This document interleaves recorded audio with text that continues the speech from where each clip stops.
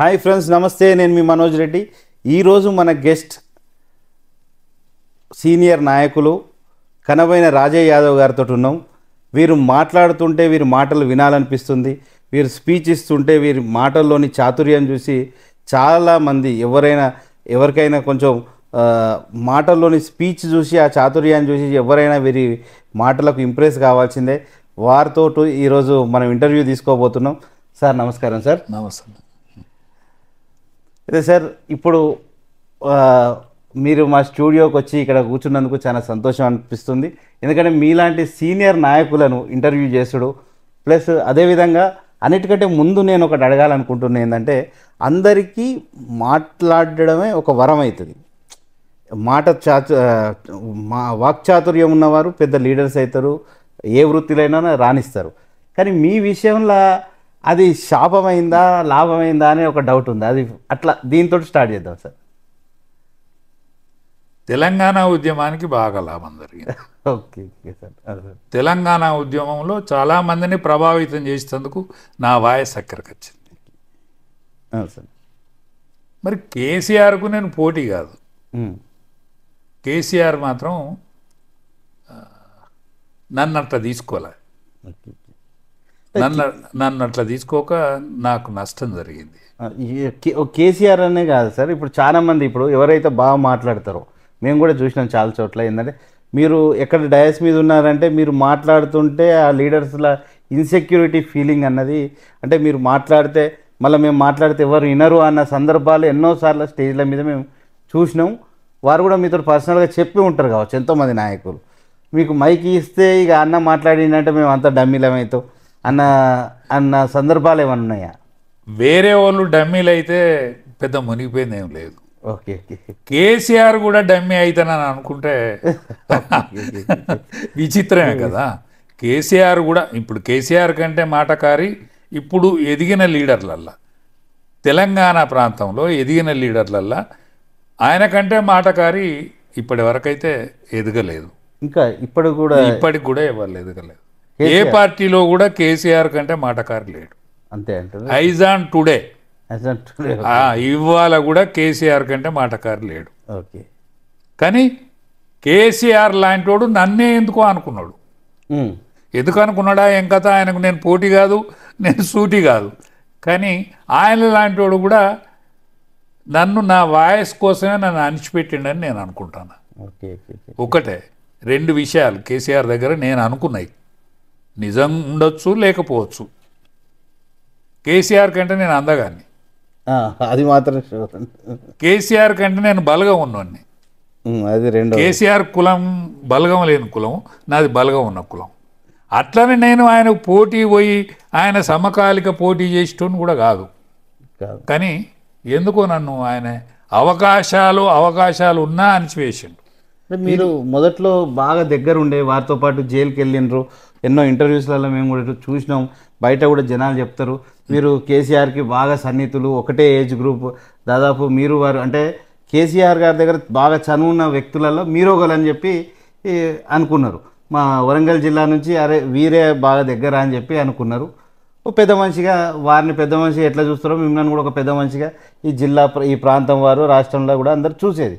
కానీ మీకు ఎందుకు గ్యాప్ వచ్చేసింది? మీరు టీఆర్ఎస్ని ఎందుకు వదిలేసి రావాలి? నన్ను చాలా గౌరవంగా చూసేది ఆయన, చాలా ప్రేమగా కూడా చూసేది, చాలా సన్నిహితంగా కూడా చూసేది. రాత్రి 12 గంటల దాకా కూడా మేము కలిసి ఉన్న రోజులు చాలా ఉన్నాయి. ఓకే. ఆయనను పడుకోబెట్టి నేను వచ్చి పార్టీ ఆఫీసులో పండుకునేతోని, అంత సన్నిహితం. ఏ లీడర్ కూడా మా సాన్నిహిత్యం గురించి మాట్లాడుకునేది. కానీ దురదృష్టమే,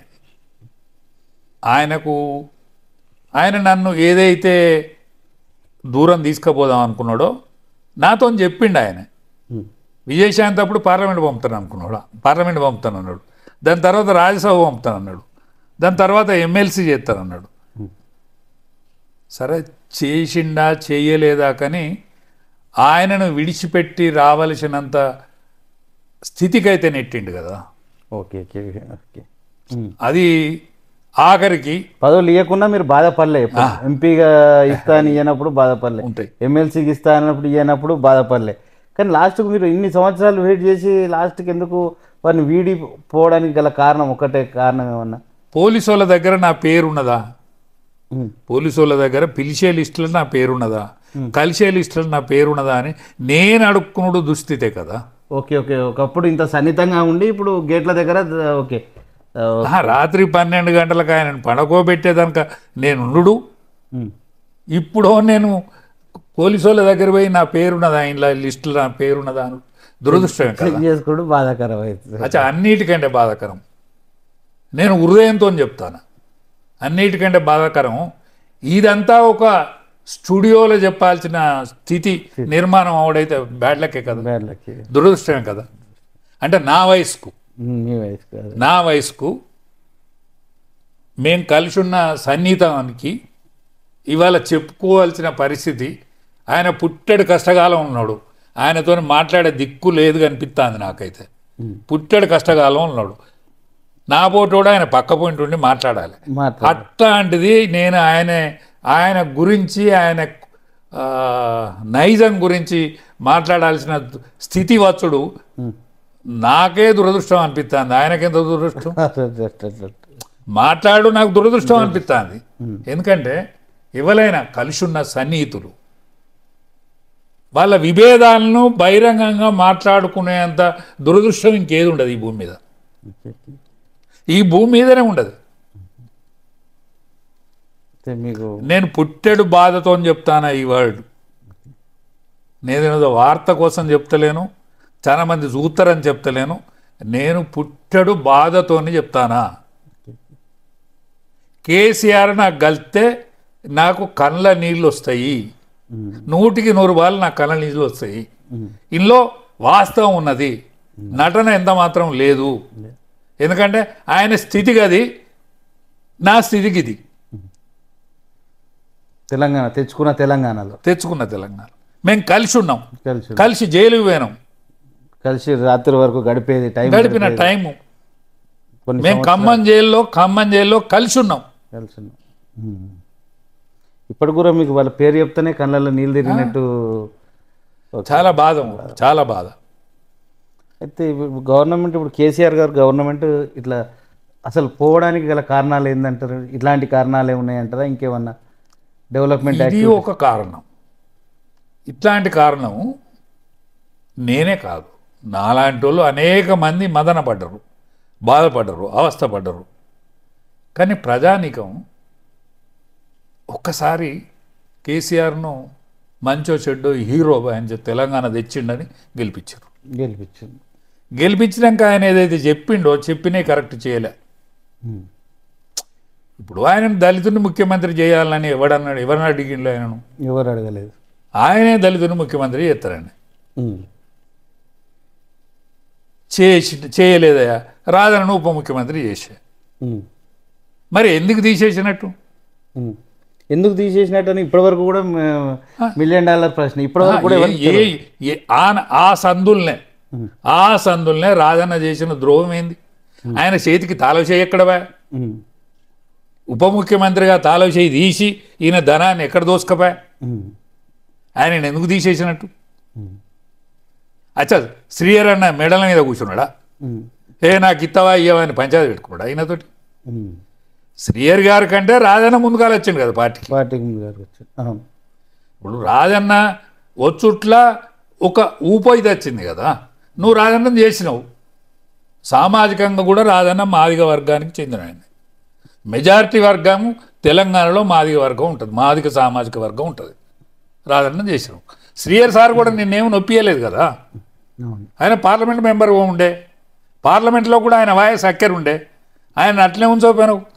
ఆయనను తీసుకొచ్చి పెడితివి. అదే ఉప ముఖ్యమంత్రి మళ్ళీ రెండోసారి కూడా ఎందుకు కంటిన్యూ చేయలే? ఎందుకు కంటిన్యూ చేయలే? మళ్ళీ కారణం వచ్చింది. ఉప ముఖ్యమంత్రి కూడా దళితుడు అక్కర రాలేదా? దళితుడు ఉప ముఖ్యమంత్రికి కూడా అక్కర రాలేదా? నీకు ఎవడాట ఉన్నాడు? నువ్వు హోమ్ మినిస్టర్ చేసినావు. రెండోసారి ముఖ్యమంత్రి అయిన తర్వాత,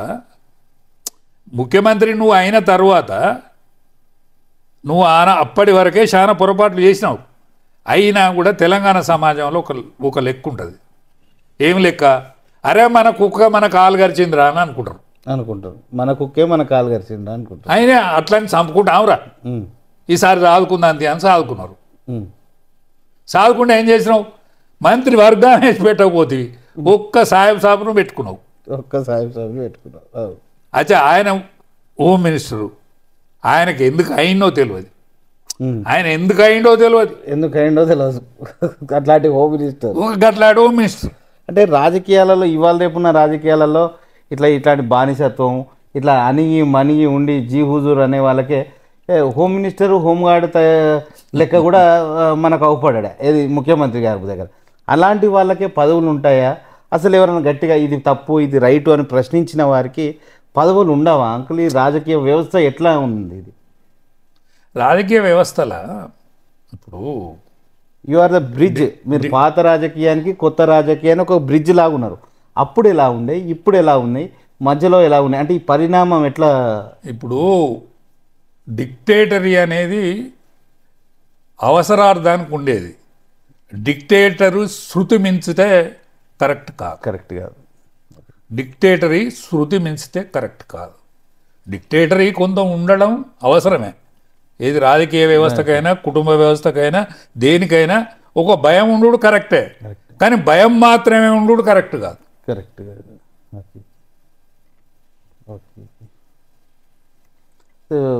పోనీ ఇప్పుడున్న పరిస్థితి కేసీఆర్ గారి పరిస్థితి ఏంటంటే మీరు బీఆర్ఎస్ నుంచి ఇంతకుముందు టీఆర్ఎస్ రాజయ్య యాదవ్ అంటే టీఆర్ఎస్ రాజయ్య యాదవ్రా అని ఆ పేరు ఇట్లా బ్రాండ్ పడిపోయింది. కాబట్టి మీరు ఇప్పుడు టీఆర్ఎస్ పార్టీ కష్టకాలంలో ఉంది. పార్టీ మనుగడ ఎట్లా ఉండబోతుంది ముందని ఒక ప్రశ్నార్థకంగా ఉంది. మీరు కేసీఆర్ గారిని అన్ని స్టేజ్లలో చూసిండ్రు. ఇప్పుడు వాళ్ళు ఉన్న పరిస్థితి ఏంది? వారు దీని నుంచి బయటపడతారా లేదా? నన్ను రాజయ్య యాదవ్ అనేది టీఆర్ఎస్లో రాజయ్య యాదవ్ అనే నినాదం అంటే నా పేరు ఉచ్చారణ ఎక్కువైంది. అది వరకు నన్ను బీజేపీ రాజయ్య అనేది, నన్ను బీజేపీ రాజయ్య అనేది. టీఆర్ఎస్లో నేను రాజయ్య యాదవ్. రాజయ్య యాదవ్ అంటే కులం వచ్చి యాడ్ అయింది. నేను టీఆర్ఎస్లో నేను రాజయ్య యాదవ్ అయినా. టీఆర్ఎస్లో నా అనుబంధం చాలా గొప్ప అనుబంధమే.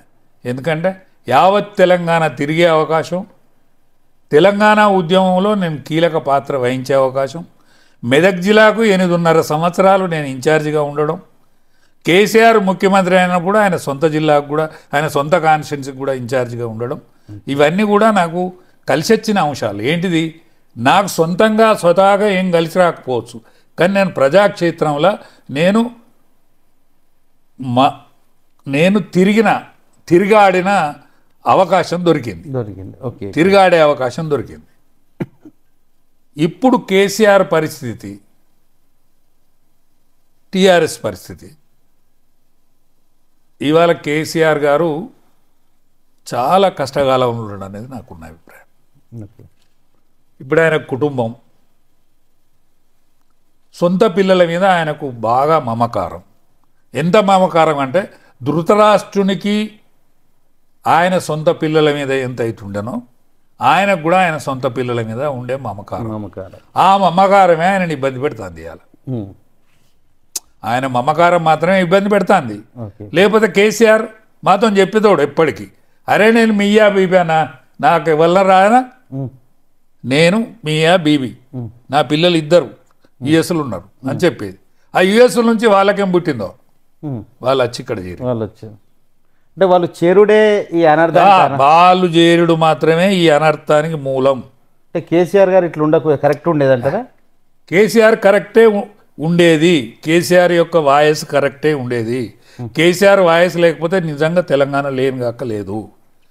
చాలా కష్టపడ్డాడు తెలంగాణ కోసం. అనేక మంది కష్టపడ్డరు, ఆయనతో పాటు అనేక మంది కూడా కష్టపడ్డరు. కష్టపడ్డట్టు చేసిండు. ఆయన దగ్గర ఏం లేకుండే, ఆయనకు సొంత కారు కూడా లేకుండే. ఈ విషయం చాలా మంది తెలియదు. సొంత కారు లేకుండే, ఆయనకు సొంత కారు లేకుండే. అంటే అప్పటికే సెంట్రల్ మినిస్టర్ కదండి, ఎమ్మెల్సీ. సెంట్రల్ మినిస్టర్ కాదు, సెంట్రల్ మినిస్టర్ కాకముందు ఆయన తెలంగాణ ఉద్యమాన్ని నడిపినప్పుడు సొంత కారు లేకుండే. నయీంకే కారు ఉండే, ఎమ్మెల్సీ నయీంకు కారు ఉండే. ఆ కారునే తిరిగేది. ఇక్కడికి వస్తే మనం ముత్తిరెడ్డి యాదగిరెడ్డి కార్ల వరంగల్కి వచ్చేది. ఆయనకు సొంత కారు లేదు, ఫస్ట్ ఉద్యమం నడిపినాడు. Okay okay. అంటే అంతకు ముందే ఎన్నోసార్లు ఎమ్మెల్యేగా చేసి అంతే అంటే క్యారెక్టర్ అంటే లంచాలు ఏం చేసినా మరి ఎందుకు సంపాదించుకోలేదా, సంపాదించుకున్నాడా పోగొట్టుకున్నాడా తెలియదు, కానీ ఆయన సొంత ఒక మంచి కారు కూడా లేకుండా పైసలు కూడా ఉన్నట్టు అవుపడకపోయేది. Okay okay. ఇప్పుడు మాత్రం వెల్ ఆఫ్ కుటుంబం అంతా చుట్టూ నలుగురు చేరేసరికి బంధువులు అయినా బిడ్డలైనా కొడుకైనా అందరు ఉండేసరికి ఇప్పుడు వాళ్ళు చేసినదే ఎఫెక్టే కేసీఆర్ గారికి. ఇప్పుడు స్కాము అది నిజమా నిరూపణ జరగదా కానీ ఒక స్థాయిలోనే అరెస్ట్ జరిగింది కదా, బిడ్డ అరెస్ట్ కానే, మిగతాది భూముల స్కామ్ అంటూనే ఉండ్రి. సరే టెలిఫోన్ స్కాము ఇవన్నీ ఈ పొలిటికల్ స్కామ్. ఇప్పుడు ధనం అనేది వాళ్ళకు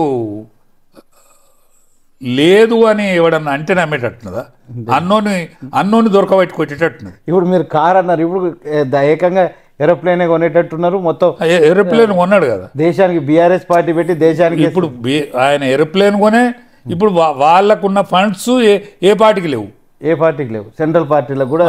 సెంట్రల్ పార్టీ ఇవాళ కాంగ్రెస్ పార్టీ కంటే ఈయనకే ఎక్కువ ఉన్నట్టున్నాయి. కాంగ్రెస్ పార్టీ కంటే ఇప్పుడు అనేక సంవత్సరాలు పరిపాలించిన కాంగ్రెస్ పార్టీ కంటే ఈయనకి ఎక్కువ ఉన్నాయి. ఈయన మొత్తం దేశంలో అయినా పార్టీని పెడదాం అనుకునే, దేశంలో బీఆర్ఎస్ నడుపుదాం అనుకునే, ఏమైందో ఇవాళ. అయితే దీనికి ఇక్కడ సరే, ఇప్పుడు రాష్ట్ర రాజకీయాల నుంచి మనం సెంట్రల్లో బీజేపీ మళ్ళీ 400 సీట్లు తీసరే బార్ మోడీ సర్కార్ అంటుండ్రు, 400 సీట్లు వస్తాయి అని అంటుండ్రు.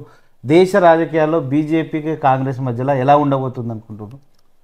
సరే, దేశ రాజకీయాలు నేను బీజేపీకి పోయినంత మాత్రాన నేను బీజేపీ బాగా బ్రహ్మాండంగా ఉన్నదని చెప్పడం కాదు, అందరూ కూడా బీజేపీ బ్రహ్మాండంగా ఉన్నదని చెప్తాను. అంటే ఆఖరికి ఎవలే అంటే బీజేపీ అంటే ఎంత మాత్రం ఇష్టం లేని వాళ్ళు కూడా బీజేపీని ఆపడం ఎవరి తరం అయ్యేటట్టు లేదు అని అంటుండ్రు. అది వాస్తవేనా? వాస్తవం లేకపోతే బీజేపీ అంటే పడనోళ్ళు కూడా ఎందుకు బీజేపీ ఈసారి రాదు అని చెప్పడం లేదు. బీజేపీ రాదని అయితే చెప్తాను లేదు. బీజేపీ ఇప్పుడు కాంగ్రెస్ పార్టీకి పోయిన వాళ్ళు కూడా ఏమని చెప్తానంటే, ఖచ్చితంగా బీజేపీ వస్తే ఈ సెక్యులర్ భావజాలం ఎక్కడ నశిస్తుందో అని నేను కాంగ్రెస్ పోయినా అంటాను. ఇలా శ్రీహరి సాబ్ వాయసీనా నేను సెక్యులర్ భావజాలం కి ఇబ్బంది అవుతుందని నేను కాంగ్రెస్ పార్టీ పోయినా అంటాను. అంటే ఈయన పోయినంత మాత్రాన ఆగుతుంది అని కూడా శ్రీహరి సాబ్ కూడా నమ్మకం అనిపించలేదు. ఆయన కూడా నమ్మకం అనిపించలేదు. అంటే ఇప్పుడు నరేంద్ర మోడీని ఆపడానికి శ్రీహరి గారు పోతే ఆగుతుంది అంటారా? నేనేమంటాను, ఇప్పుడు ఇక్కడ ఉన్న వాళ్ళందరూ అంకుల్ టు బి ఫ్రాంక్ నేను అడుగుతున్నా, ఇప్పుడు శ్రీహరి గారి టాపిక్ వచ్చింది కాబట్టి ఇప్పుడు రాష్ట్రంలో ఇక్కడ మొత్తం కూడా చర్చనీయాంశం. మనది వరంగల్ జిల్లా కాబట్టి వరంగల్లో మొత్తం ఇది హాట్ టాపిక్గా నడుస్తుంది. ఈ నిమిషం శ్రీహరి గారు బీఆర్ఎస్ పార్టీని వదిలి కాంగ్రెస్ పార్టీలో చేరుడు, ఈ పరిణామం మొత్తం, ఈ ఎపిసోడ్ మొత్తం వారికి లాభం చేకూరుస్తుందా నష్టం చేకూరుస్తుందా, అసలు ఇది కరెక్ట్ డిసిజనేనా కాదా, అసలు వారి మనసు, ఎందుకంటే వారి ఏజ్ గ్రూప్ మీరు, మేమంటే చిన్నోళ్ళం, వారిదేమో పెద్ద 70 ఏళ్ళ పైబడి ఉన్నారు, రాజకీయ దురంధరులు అంటారు. మీరు వారి కంటే ముందు రాజకీయంలో రంగప్రవేశం చేసినవారు, మీరు వారిని ఈ పరిణామాన్ని ఎట్లా అనలైజ్ చేస్తారు? నేను శ్రీహరి సార్ను చాలా గౌరవంగానే చూస్తా. నేను కింది స్థాయిలో ఉండి శ్రీహరి గారిని విమర్శించడం నాకు ఇబ్బందికరమైన విషయం. అంటే మరీ కిందికి పోయి కేసీఆర్తోని శ్రీహరి సార్కు పొసగని విషయం అంటూ ఉంటే గింటే ఆయన ఎవరి మాట వింటాడనేది, ఏది కేసీఆర్ అనేది ఆయన ఎవ్వరి మాట వినరు అనేది శ్రీహరి సార్ కూడా ఆ బాధ ఉండొచ్చు, ఉండుట్లా తప్పలేదు. ఎందుకంటే ఈయన ఏదన్నా ఉంటే కడుపులో ఉన్న విషయం చెప్పకుండా ఉండేటోడైతే కాదు శ్రీహరి గారు. ఆయన కడుపులకు ఏదైనా అత్తే వాడు పెద్ద దురంధరుడు కానీ ఈయన చెప్పగలిగినోడు. అంటే చెప్పకుండా ఉండగలుగుడు బాధాకరమే కదా. బాధాకరమే.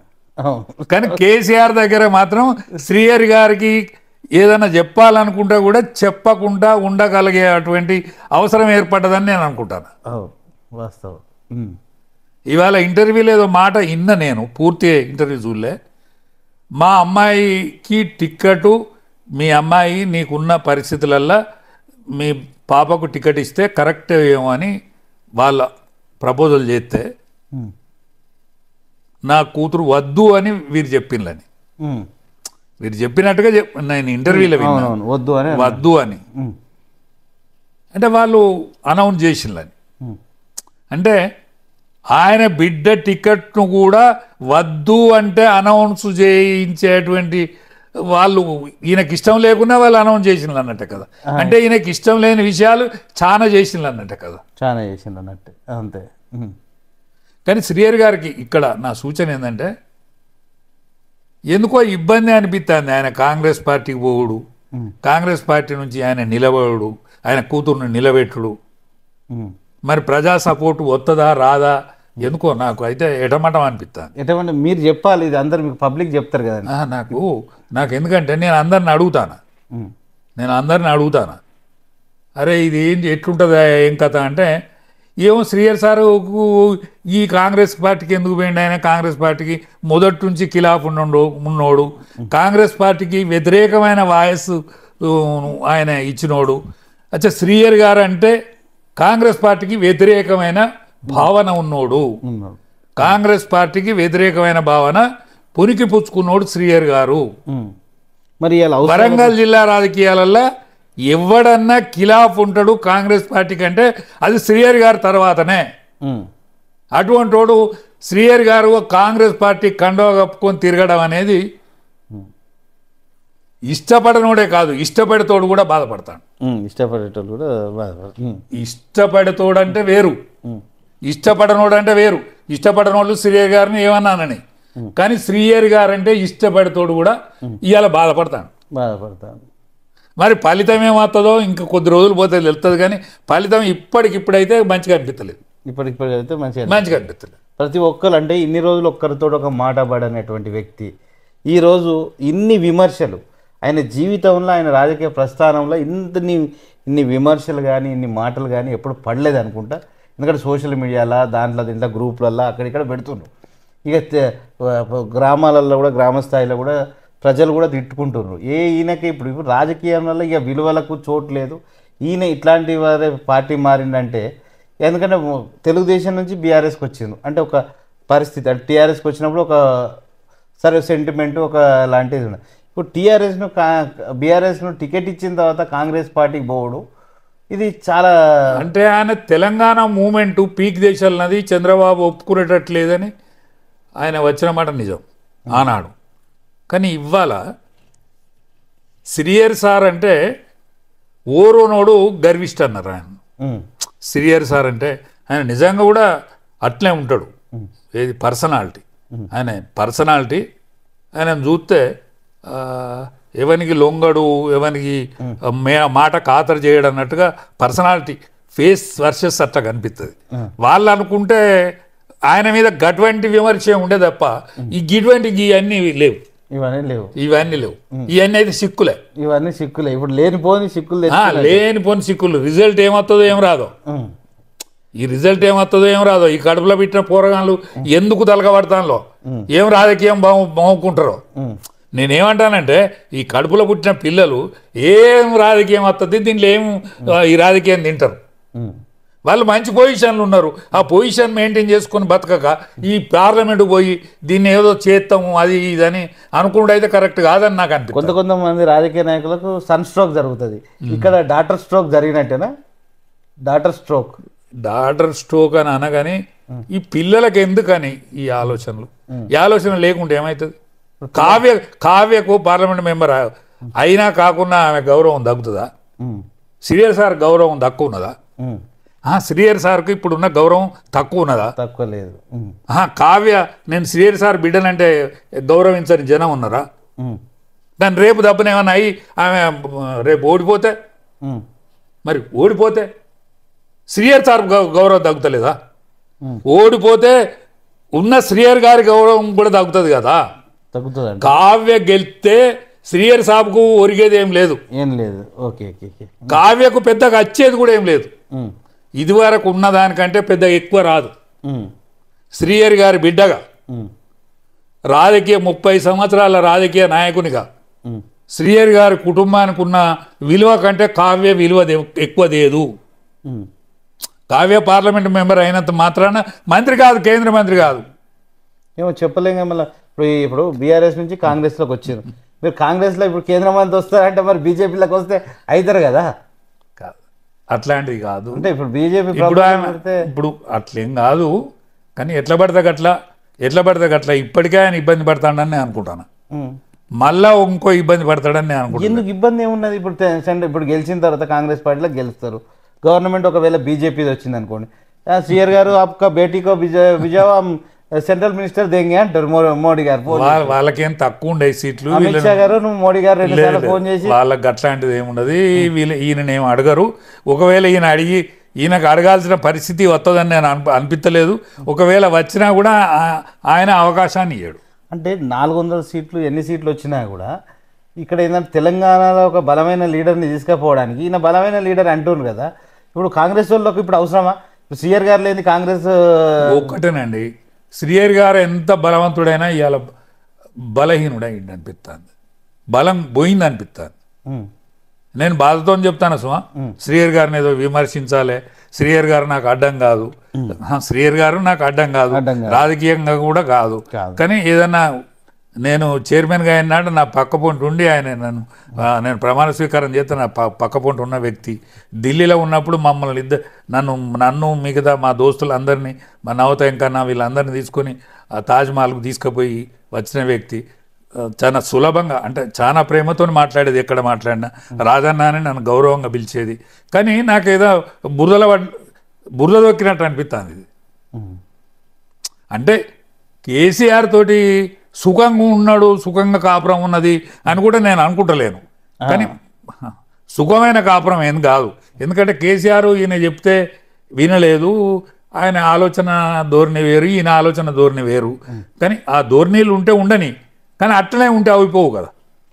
ఎందుకు అట ఇదంతా సుఖమైన కాపురం లేకుండా ప్రసవం అయితే మంచిగా అయింది కదా. ఎమ్మెల్సీకి ఇచ్చిండ్రు, ఎమ్మెల్యేకి ఇచ్చిండ్రు, చాలా పదవులు, చాలా గౌరవంగా చూసిండు ఆయనను. వేరే చాలా గౌరవంగా చూసిండు. శ్రీహరి గారిని కేసీఆర్ చాలా గౌరవంగా చూసిండు. ఏ మాటకు ఆ మాటే చాలా గౌరవంగా చూసిండు. అందుకనే శ్రీహరి గారు జరిగిన నష్టమేం లేదు. కానీ ఇప్పుడు ఈ పులగాన్ లేదో ఇబ్బంది పెడతా అంటే పోయిండా, మరి అట్లా పోయే మనిషి కూడా కాదు, మరి అట్లా మొగ్గే మనిషి కూడా కాదు. అట్లా మొగ్గే మనిషి కాడని కార్యకర్తలైనా నాయకులైనా అందరు అనుకున్నారు. ఎందుకంటే ఈయన తెలుసు కదా, ఈయన కొన్ని పద్ధతులు పాటిస్తారు, కొంచెం పార్టీకి కట్టుబడి ఉంటారు, క్రమశిక్షణ గల వ్యక్తి, నిజాయితీ గల వ్యక్తి అని అనుకున్నారు. కానీ ఈరోజు ఇంత డిసిషన్ తీసుకోవడానికి కేవలం కూతురు భవిష్యత్తు కోసం ఎవరో మాట్లాడితే, మామూలు మాట్లాడితే ఆయన ఆన్సర్ ఇవ్వాల్సిన పరిస్థితి ఈరోజు. అది అన్నిటికంటే ఇప్పుడు రాజన్న ఏం మాట్లాడకుండా శ్రీహరి గారికి సపోర్ట్ చేసి తిరిగిండు. టికెట్ ఈయనకు కాదని ఆయనకి ఇస్తే ఈయన సపోర్ట్ చేసుకుంటూ తిరిగిండు. మాట్లాడకుండా ఒక్క మాట కూడా మాట్లాడకుండా తిరిగిండు. అది వరకు వాళ్ళ మధ్య జరిగినవి కూడా అన్నీ ఏం చక్కగా లేకుండే, కానీ మెసలకుండా తిరిగిండు కదా. అంటే ఆయన ఎడల, ఆయన అంటే పడనోళ్ళు కూడా, ఆయన అంటే ఇష్టం లేనోళ్ళు కూడా శ్రీహరి గారి దగ్గర మాట్లాడకపోయేది కదా. అది మామూలు జడుపు కాదు కదా. ఇప్పుడు మామూలు మాట్లాడితే దానికి ఆన్సరింగ్ ఇవ్వాల్సి వస్తుంది. ఆన్సరింగ్ ఇయ్యరు కదా, ఇస్తారంటారా? ఇస్తాడు, ఇయ్యక తప్పదంట. ఇయ్యక తప్పని పరిస్థితి నిర్మాణం అయింది. మామూలు యూట్యూబ్లలో మాట్లాడుతుంటే ఆయన ఇచ్చుడు అది దుస్థితే కదా అంటారు. అది అట్లాంటి పరిస్థితి అయితే ఆయనకు రాకపోనుండే. కానీ ఇప్పుడు కులం చెడ్డ సుఖం దక్కుతుందా అని అంటారు కొంతమంది. ఎప్పటికీ అది సామెత ఉంటుంది. మరి ఇంత అయినా కాంగ్రెస్ పార్టీ కండువా 30 ఏళ్ళ తర్వాత రాజకీయాలలో కప్పుకున్నా కూడా మరి ఆయన బిడ్డకు ఫలితం వస్తుంది అనే గ్యారంటీ అనిపించలేదు. ఒకవేళ ఫలితం వస్తే అది ఏమన్నా అనుకొని, ఫలితం వస్తే ఎవడేమని అనుకోని శ్రీహరి సాబే రైట్ అని అనుకుంటారు. అది వేరే ముచ్చారు. కానీ ఫలితం కూడా రాకపోతే రెండన జడ్డ రేవడవుతుంది కదా. జడ్డ రేవడవుతుంది అంటే అట్లా అంటారా? అంటే అధికారంలో ఉన్నది కదా ఇప్పుడు, ఫలితం వచ్చినా రాకున్నా ఇక్కడ ఎమ్మెల్యే గారు ఉన్న ఆయనకు అధికారంతో సంబంధం లేదు. అంతే అంటే శ్రీహరి గారికి అధికారంతో సంబంధం లేదు. అధికార పార్టీ ఉండాల్సినంత సంబంధం లేదు. శ్రీహరి గారిని చూస్తే ఎవడైనా వానుకుతాడు, పని చేయాల్సిందే. అంతే అంట. ఎందుకని అని ఆయన సీనియారిటీ, ఆయన కరెక్ట్, ఆయన క్యారెక్టర్, అదంతా ఇదంతా మా ఇంటే కలిసి ఇప్పుడు బూడిదలో పోసినట్టే ఇలా కాంగ్రెస్ పార్టీలో పోయినా కూడా అరే ఈయన ఎందుకు కాంగ్రెస్ పార్టీలో పోయినట్టు అని ఆ ఆఫీసర్, పనిచేసే ఆఫీసర్ కూడా అనుకుంటాడు. అంతే అంతే. ఆయన ప్రతిపక్షంలో ఉంటేనే ఆయన బెటర్. ఇది రాంగ్ డిసిషన్ అయితే మంచిగా జరగలే. రాంగ్ డిసిషన్ మంచిగానైతే జరగలేదు. అలా సడన్ గా ఈ డిసిషన్ తీసుకున్నారు. అది మంచిగానైతే జరగలేదు. మేము కూడా చాలా అనుకున్నాం ఏంటంటే సరే ఇప్పుడు వారు కాంగ్రెస్ పార్టీకి వస్తే మాకు మొదటి నుంచి కొంచెం కాంగ్రెస్ పార్టీతో కొంచెం అటాచ్మెంట్స్ ఉన్నాయి కాబట్టి మంచి నిర్ణయం తీసుకున్నారు. సార్ అయితే మంచి నిర్ణయం తీసుకున్నారు. సార్ బాగా ఫోన్ చేసినప్పుడు కూడా అదే చెప్పిన, కానీ బాగానే మంచి నిర్ణయం తీసుకున్నారు సార్ అదే. కానీ ఇది ప్రజలలో ఇంత రివోల్ట్ అవుతుంది, ఇంత ఇది ఉంటుంది అంటే ఒక్కటే ఎందుకో సరే పార్టీలు మారిన వాళ్ళు ఉన్నారు. ఇవాళ చాలామంది పార్లమెంట్ మెంబర్లు రాజీనామా చేసి ఇంకో పార్టీకి పోయిండ్రు కదా, బీజేపీలో పోయిండ్రు. ఇదే మన రమేష్ బీజేపీలో. మరి రమేష్ను బీజేపీకి పోతే ఇంత అనుకుంటలేరు. రమేష్ను బీజేపీకి పోతే ఇంత అంటలేరు. ఎందుకు అంటలేరు? శ్రీహరి గారు కాంగ్రెస్కి పోతాడు అంటే శ్రీహరి గారు కాంగ్రెస్ పోతారా? అంటే శ్రీహరి గారు కాంగ్రెస్కు వ్యతిరేకంగా పనిచేసినవాడు అని అంటే పిల్ల కాలువలన్నీ పోయి సముద్రంలో కలుస్తుంది అని వెనకట కాంగ్రెస్ పార్టీకి ఒక సామెత ఉండే.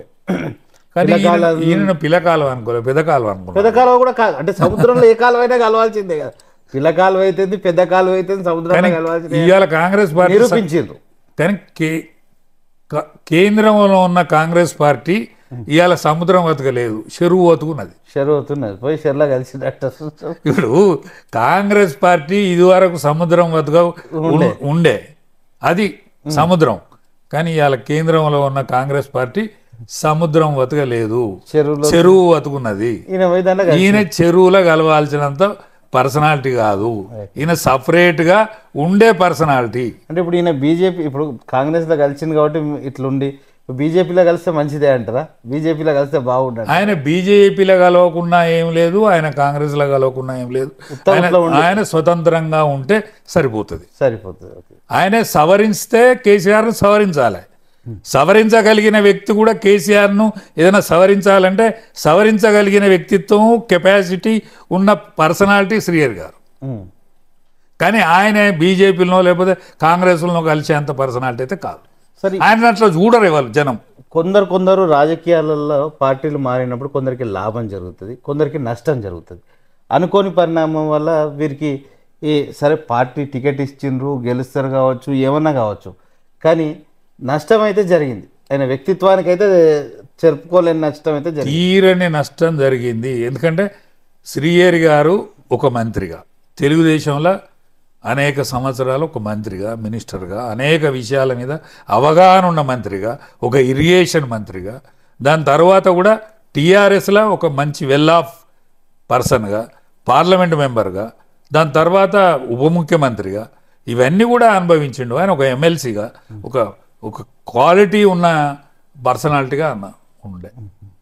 దీన్ని అందరూ క్వాలిటీ అని లీడర్లు అందరూ చాలామంది వరంగల్లో వాళ్ళు వీళ్ళందరూ అంటారు సార్. కానీ నాకేమనిపిస్తుంది అంటే మీకు అందరు లీడర్స్ అంటే ఎమ్మెల్యేగా ఎన్నికయ్యబడిన వాళ్ళు ఈయనకంటే ఆయన శ్రీహరి గారు అంటే బాగా తెలియకల్లోడు అంటే మీరు ఎప్పుడూ గమనించలేదా? ఒకలాంటి ధోరణి ఎదుటివాని ఎవరికైతే విలువ ఉన్నదో విలువలేని, ఇప్పుడు మీరున్నారు మాట్లాడేదానికంటే నాకు అట్లాంటి సందర్భాలు ఎదురైనాయి. ఇప్పుడు నేనేమున్నానండి వారి కింద, వారు మంచి నాయకుడు, అన్ని కండక్టు, కెపాసిటీ, కమిట్మెంట్ ఉన్న నాయకుడు అని వారి శిశరీకంగా ఉందాం అనుకున్నా.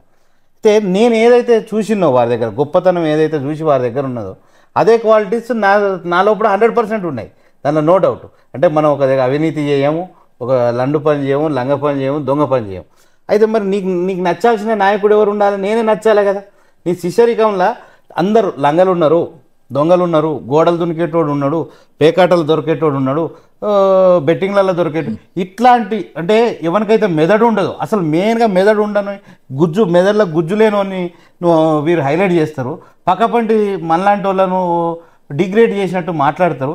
ఇది ఎంతవరకు సమంజసం? ఎందుకంటే నేను ఇది ఒక్కటే బాగా అబ్జర్వ్ చేసిన. మా తండ్రి గారు కూడా తెలుగుదేశం పార్టీలో ఉండే, వారికి అభిమాని ఉండే. సరే అట్లా అని చెప్పి వీరు మంచి క్యారెక్టర్ అనుకొని నేను పోతే, మనకేమో శ్రీహరి గారి తర్వాత గౌరవం మా మండలిలో అయినా ఎక్కడైనా కూడా వారి తర్వాత కుటుంబ నేపథ్యమే కావచ్చు, ఉండే చదువు నేను చదువుకున్న చదువే కావచ్చు, నేను మాట్లాడే కొద్దిగా మిమ్మల్ని చూసిన తర్వాత ఇంకా కొంతమంది వెంకయ్యనాయుడు గారు లాంటి వాళ్ళని చూసి ఇన్స్పైర్ అయ్యి మనం మైక్ ఇస్తే కొద్దిగా బాగా మాట్లాడేవి కావచ్చు.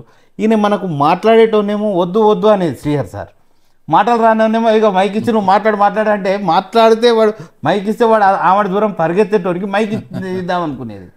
సరే ఇప్పుడు ఇంకోటి ఆయన మీద ఒక అభిప్రాయం ఉంది, తెల్ల బట్టలు వేసుకుంటే ఓర్వడు, అంటే నువ్వు నాంతోటో నువ్వు అనేది. ఈ భావన ఎందుకు? ఇట్లా అందరు సమానమే కదా, మీరు ఒక ఎస్సీ కమ్యూనిటీ నుంచి వచ్చిండ్రు, మీరు మంచిగా ఉండాలన్నది అందరి భావన. మిమ్మల్ని ఒక రెస్పెక్టబుల్ పొజిషన్లో మిమ్మల్ని అందరూ ఏ కులాల వాళ్ళైనా మిమ్మల్ని ఒక గొప్పగా చూస్తుండ్రు, ఒక గొప్ప నాయకుడిగా వారిని చూసిండ్రు.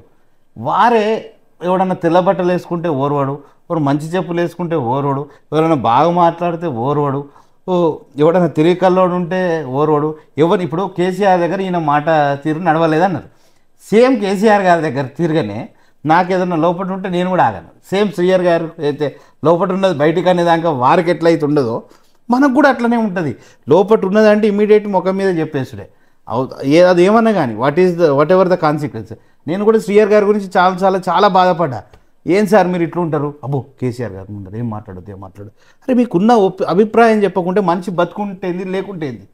ఒక పెద్ద లీడరు నీకున్న అభిప్రాయాన్ని కుండ బద్దలు కొట్టి చెప్పాలి. 10 ఉంటేంది లేకుంటేంది. రాజకీయంలో ఇట్లుండొద్దు, వద్దొద్దు, మనం ఇట్లా మాట్లాడొద్దు, ఇట్లుండొద్దు, అట్లుండొద్దు అని ఫీల్ అయ్యేది ఆయన, అంటే చెప్పకపోయేది. అట్లాంటి వ్యక్తి మరి ఇదంటే రాజకీయంగా టైం చూసి దెబ్బ కొట్టుడు అంటే ఇదేనా? అంటే కుళ్ళు కుతంత్రాలతో దెబ్బ కొట్టుడు అంటే ఈ విధంగా దెబ్బ కొట్టొచ్చా రాజకీయంలో? సరే, నేను శ్రీహరి గారి గురించి మాట్లాడవన్నప్పుడు నేను మరీ కిందికి వచ్చి మాట్లాడాలని చెప్పిన. అవును, నేను కిందికి దిగి మాట్లాడాలని చెప్పిన. నేను ఇప్పటికీ చాలా విషయాలు మాట్లాడినట్టే అనిపిస్తుంది నాకు. నేను మాట్లాడనన్న విషయాలు కూడా మాట్లాడినట్టు అనిపిస్తుంది నాకు. కానీ శ్రీహరి గారికి దగ్గరున్న వ్యక్తులు ఏదైనా చూడొచ్చు. శ్రీహరి గారిని ఇది దగ్గరుండి ఏమైనా చూడొచ్చు. కానీ ఈ జిల్లా రాజకీయాలు, ఈ స్టేట్ రాజకీయాలు చూసినప్పుడు శ్రీహరి గారి యొక్క వాయిస్ కానీ శ్రీహరి గారి యొక్క క్యారెక్టర్ కానీ ఇవాళ ఉన్నంత డోలాయమానంగా